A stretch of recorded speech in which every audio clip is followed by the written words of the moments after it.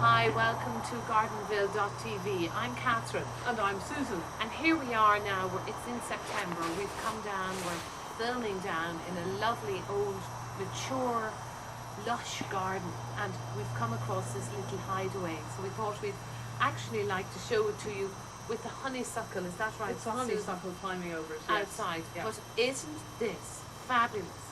Well, wouldn't you love this? Just to escape all. Well, I'd be down here for the day with my book, and I'd have 3 gardeners out there, and I'd be shouting instructions between chapters.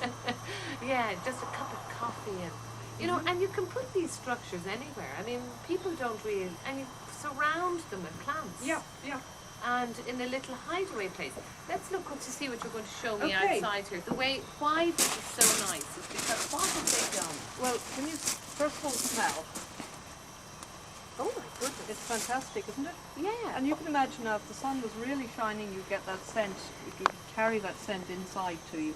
This is, as I say, a honeysuckle. It's Lonicera, Japonica, Halliana, and it's semi-evergreen, and it has a long flowering period. Now, just explain to me what is semi-evergreen. Well, it'll lose some leaf in the winter, but there will be enough on it for it to appear green. Oh, I see. It's the best description I can give you. And does that keep flowering, Susan? It has a very long flowering season. It's one of the longer flowering of the honeysuckles, because this is absolutely still covered in flower, and it's very late in the summer now. And it's been allowed to do its own thing, really. But that's very nice because it's sort of old here. So it's growing up across it's growing the up. roof. I'd say it probably gets a trim over at some point. I'm not going to dig in here, but you can just trim it over then to the next So spring.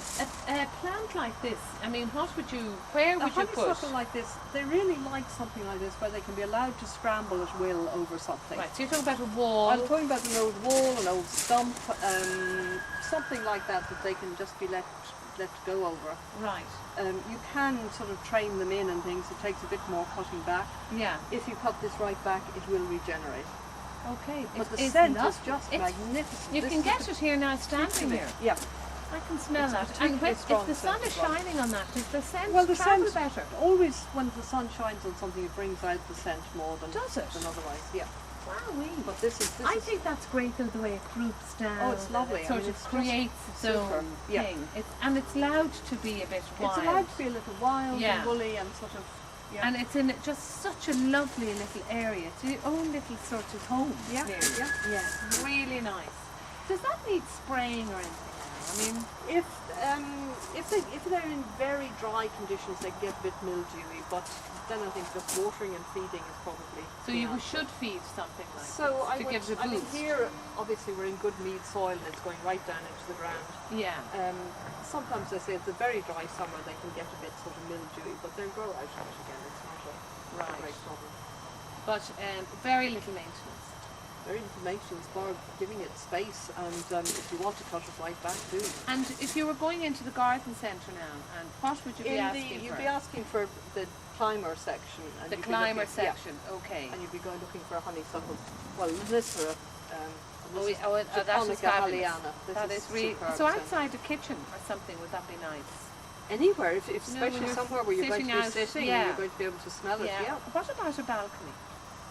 You'd be growing it in a pot.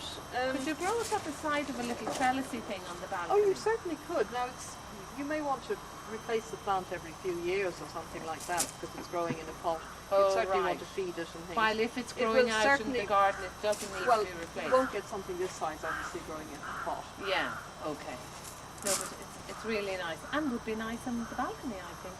It's worth a try. It's certainly worth a try. Because it's the smell as well, you know, because in the apartments, you know, sometimes the door is open or you're just trying to get a bit of fresh air, you can just go out, sit down in your space and just, you know, have the smell of that. Yeah. It's really nice.